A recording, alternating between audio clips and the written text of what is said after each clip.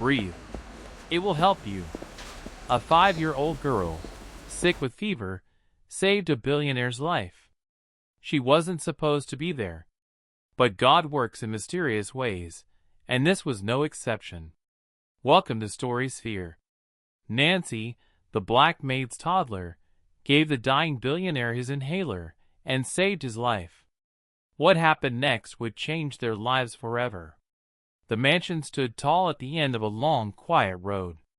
Its gates were always closed, and the guards barely spoke. Inside, everything looked perfect. The floors shined like mirrors. The chandeliers sparkled softly above. Expensive paintings covered the walls, and every room carried a quiet kind of luxury. It was the kind of place anyone would wish to live in, but no one could feel the emptiness unless they lived there.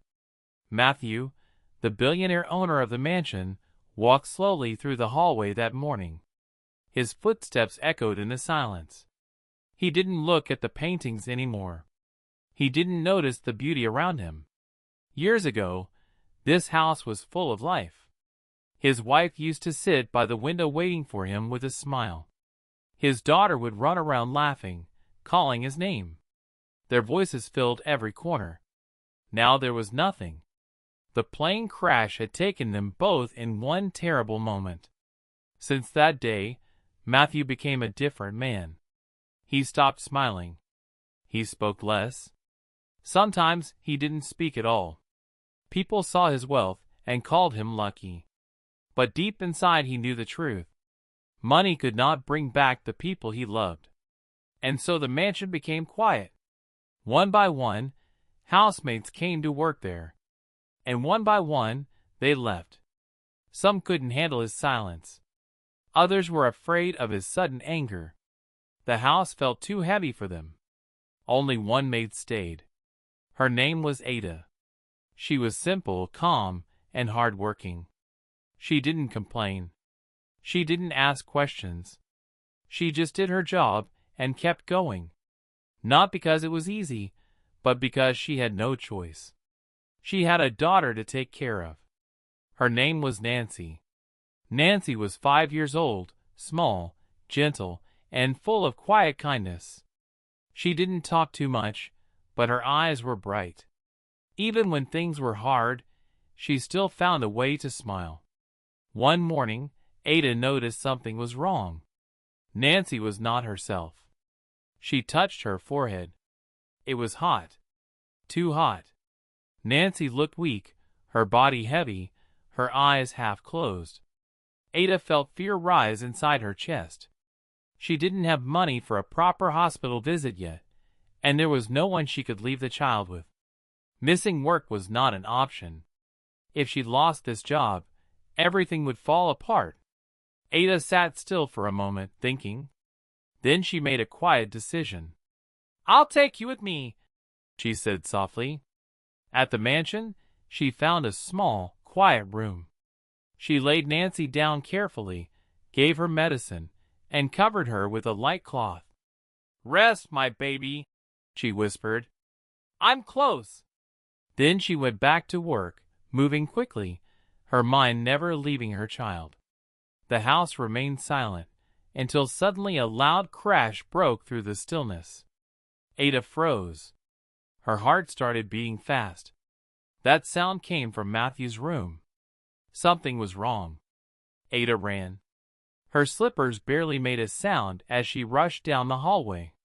Her heart was beating fast, and her mind was filled with fear. When she pushed open Matthew's door, she stopped in shock. He was on the floor. One hand pressed against his chest. The other stretched weakly toward the table. His face looked drained, and his breathing was rough and broken. It was clear. He couldn't breathe. "Sir!" Ada cried, rushing toward him. But she didn't know what to do first. Her hand shook as she looked around the room. Then she saw it. The inhaler. It was right there on the table. So close yet out of reach. She moved quickly to grab it, but a small hand got there first. Ada turned. "Nancy, stay with StorySphere. because what this little girl did next will stay with you." The little girl stood there, weak but steady. She must have followed her mother, even in her sick state. "Nancy, no," Ada began, but her voice faded. Nancy had already picked up the inhaler. Slowly, she walked toward Matthew. Her steps were not strong, but they were sure. She didn't rush. She didn't panic. She just moved.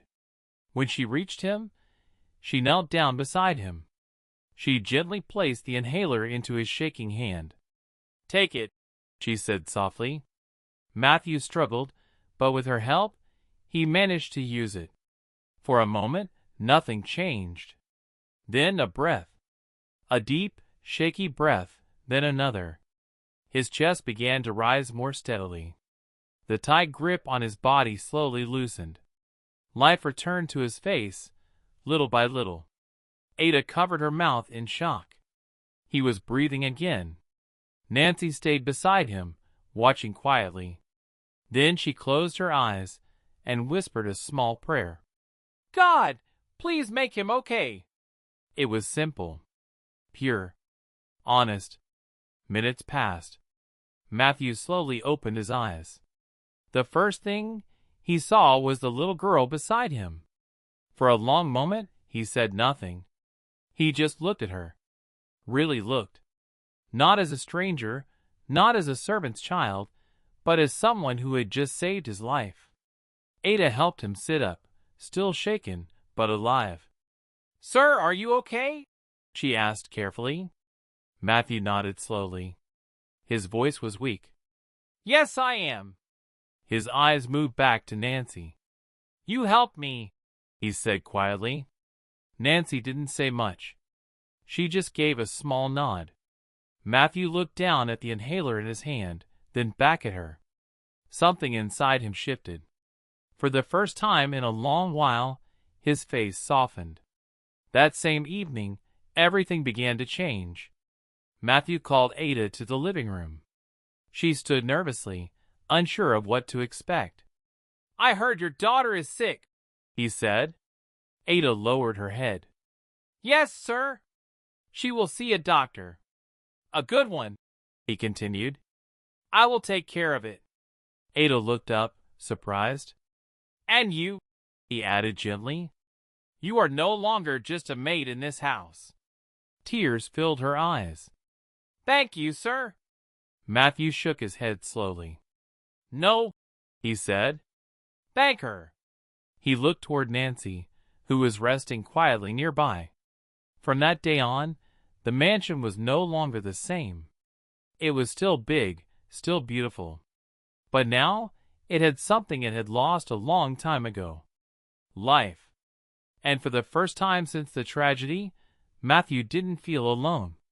Because a small child had done what money never could. She gave him another chance to live. The days that followed felt different. For the first time in years, the mansion was not silent in a painful way. There was movement. There was care. There was attention. True to his word, Matthew arranged for Nancy to see a specialist in a good hospital. Not just quick treatment, but proper care. Tests were done. Medicines were given. Within days, her fever broke completely. Ada could hardly believe it. She sat by Nancy's hospital bed one evening, holding her small hand, tears quietly rolling down her face. Not tears of fear this time, but relief. "You're okay," she whispered. Nancy smiled weakly. "I told God to help me, too." Ada laughed softly through her tears. Back at the mansion, things kept changing. Matthew was no longer the man who stayed locked away in his room. He began to come out more. At first, it was just short walks through the house. Then he started sitting in the living room again. One afternoon, he found Nancy sitting on the floor, playing quietly with a small toy. He stood there for a moment watching her. "You like this place?" he asked. Nancy looked up and nodded. "It's big." Matthew gave a small smile. "Too big?" Nancy tilted her head. "Why?" He paused. Then, for the first time in a long while, he answered honestly. Because it had no one in it. Nancy didn't fully understand, but she slowly stood up and walked closer to him. I'm here now, she said simply. Those words stayed with him. Days later, Matthew called Ada again. This time, his voice was calm but firm. I've made a decision, he said. Ada stood quietly listening. You and your daughter will not be working here anymore. Her heart dropped instantly. Fear rushed in. Sir, please, He raised his hand gently to stop her. You won't be working here, he continued, because you will be living here. Ada froze. I don't understand, she whispered. Matthew looked toward Nancy, who was standing nearby. This house is too big for one person, he said, and I think it has been empty for too long. Ada's eyes filled with tears again. I want to take responsibility for Nancy's future, he added. Her education, her health, everything. She deserves a chance. Nancy looked between them, confused but calm. And you, he said to Ada, you deserve rest, not just survival. Ada could no longer hold back her tears. Thank you, sir. Thank you so much. Matthew shook his head lightly. No, he said again. Thank her. He looked at Nancy with a softness that had not been there in years. That evening, something new filled the mansion. Not just movement, not just voices, but warmth. Real warmth. Laughter slowly returned. Meals were shared. Conversations, small at first, began to grow. And in quiet moments, Matthew would sit and watch Nancy play. A gentle reminder of the life he had lost, but also the life he had been given again. He didn't forget his past, but he was no longer trapped in it. Because a small child with a weak body, but a strong heart, had done something powerful. She didn't just save his life. She gave him a reason to live again. And this time, he chose not to waste it. Life in the mansion slowly found a new rhythm. Mornings were no longer quiet and heavy. There was the soft sound of footsteps, the clink of plates, and sometimes laughter. Small at first, but real. Nancy grew stronger each day. Her energy returned, and so did her smile. She would walk around the house freely now, no longer confined to a corner or a bed. Matthew noticed everything. The way she greeted him every morning. The way she said thank you, even for the smallest things. The way she closed her eyes to pray before eating. It touched something deep inside him. One evening, as the sun set through the large windows, Matthew sat in the living room. Nancy sat on the floor nearby, drawing with colored pencils. He watched her quietly. "What are you drawing?" he asked. Nancy held up the paper. It was a simple drawing. 3 people standing in front of a big house. "This is you," she said, pointing. Then she pointed again. "This is Mommy." Finally she smiled. "And this is me." Matthew stared at the drawing longer than expected. A family. Something he thought was gone forever. His throat tightened slightly, but this time he didn't look away. Instead, he nodded slowly. "It's beautiful." That night, he made one final decision. The next morning, he called Ada and Nancy to sit with him. They both came, unsure but calm. Matthew took a deep breath.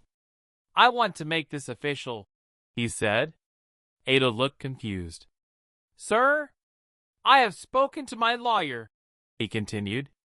"Everything is being arranged." He paused, then looked directly at Nancy. "I want to adopt you." Silence filled the room. Ada's eyes widened in shock. Nancy simply blinked, trying to understand. "You will go to the best schools," Matthew said gently. "You will have every opportunity, and you will never have to worry about tomorrow again." He turned to Ada. and you will always have a place here. Not as a worker, but as family." Tears rolled freely down Ada's face. "Sir, I don't know what to say." "You don't have to say anything," he replied softly. Nancy stood up and walked toward him. "Does that mean you'll be my daddy?" she asked. Matthew's eyes softened. "Yes," he said quietly, "if you'll have me." Nancy smiled, then wrapped her small arms around him. That simple hug broke the last wall in his heart. Matthew held her gently, closing his eyes for a moment. For the first time in years, he felt whole. Weeks later, the papers were signed.